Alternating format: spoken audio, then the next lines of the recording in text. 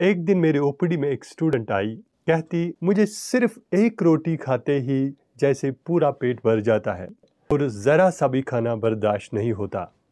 अब ऐसी कंप्लेंट्स मैं रोज़ सुनता हूँ। इस प्रॉब्लम को मेडिकल ज़ुबान में अर्ली सैटाइटी कहते हैं। चलिए आज इसको सिंपल ज़ुबान में समझते हैं। हमारा स्टमक एक बैलून की तरह होता है। जब आप खाना खाते हो तो ये बैलून रिलैक्स करके एक्सपैंड करता है ताकि खाना अंदर आ सके।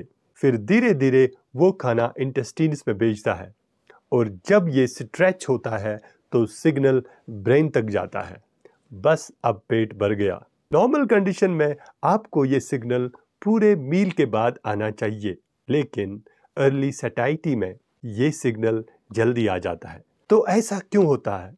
उसके कॉमन कॉजेज़ क्या है? उसका सबसे कॉमन कॉज है फंक्शनल डिस्पेप्सिया। सबसे ज़्यादा ये यंग लोगों में होता है। स्टमक का बैलून प्रॉपरली रिलैक्स नहीं करता। थोड़ा सा खाना आते ही ब्रेन को लगता है कि पेट पूरा भर गया है, मतलब सिस्टम ओवर सेंसिटिव हो जाता। तो दूसरा कॉमन कॉज है गैस्ट्राइटिस या अल्सर। जब स्टमक की लाइनिंग में सूजन या छाला हो या अल्सर हो तो वो बैलून स्टिफ हो जाता है और वो खींच के एक्सपैंड नहीं कर पाता। छोटी सी रोटी भी हैवी लगती है। तो तीसरा कॉमन कारण है गैस्ट्रोपैरेसिस। ये ज़्यादातर डायबिटिक पेशेंट्स में होता है। स्टमक का खाना आगे नहीं पुश होता क्योंकि नर्व्स या मसल्स वीक हो जाती है। रिजल्ट, खाना लंबे वक्त तक अंदर ही रहता है, पेट हमेशा बड़ा लगता है। चौथा कारण है मास या ग्रोथ।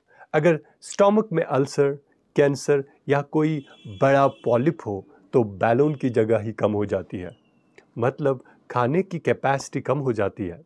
पेशेंट को जल्दी फुल लगता है और सिग्नल ब्रेन को जाती है कि पेट फुल हो गया। और भी कई फैक्टर्स हैं जैसे स्ट्रेस और टेंशन, जो मैंने पिछली वीडियो में भी बताया, गट ब्रेन एक्सिस का कनेक्शन, जिसकी वजह से ओवर एक्टिव स्टमक हो जाता है और सेंसिटाइजेशन हो जाती है, ब्रेन को जल्दी सिग्नल मिल जाता है।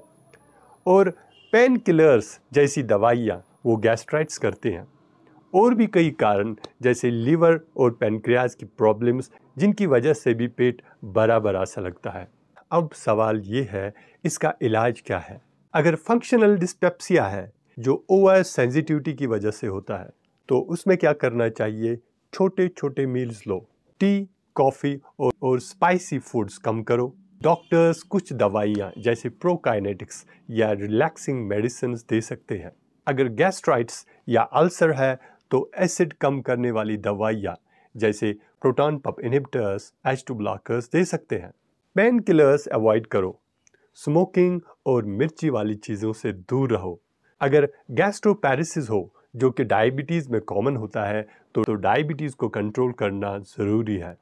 स्टमक को मूव करने वाली मेडिसिन ले सकते हैं जैसे कि प्रोकाइनेटिक्स। हम ज़्यादातर सेफ प्रोकाइनेटिक्स यूज़ करते हैं।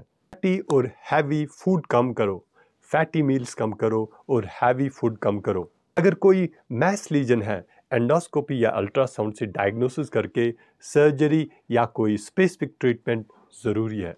और एक इम्पॉर्टेंट बात, अगर फुलनेस के साथ weight loss, vomiting, black stool या निगलने में दिक्कत हो तो तुरंत डॉक्टर से मिलो। जो स्टूडेंट मेरी ओपीडी में आई थी उसको फंक्शनल डिस्पेप्सिया निकला। हमने कुछ दवाइयाँ और लाइफस्टाइल चेंजेस दिए और वो कुछ हफ्तों में ठीक हो गई। अर्ली सैटाइटी कभी सिंपल सी प्रॉब्लम हो सकती है और कभी बड़ी बीमारी का साइन भी बन सकती है, इसलिए इग्नोर मत करें, जल्दी चेकअप कराओ ताकि जल्दी इलाज हो। मैं हूं डॉक्टर काजी सुहेल, एक गैस्ट्रोएंटरोलॉजिस्ट। खुश रहो, सेहतमंद रहो। मेरा काम है लोगों को अवेयर करना हेल्थ रिलेटेड इश्यूज़ के बारे में। आज के लिए इतना ही, मिलते हैं अगले वीडियो में।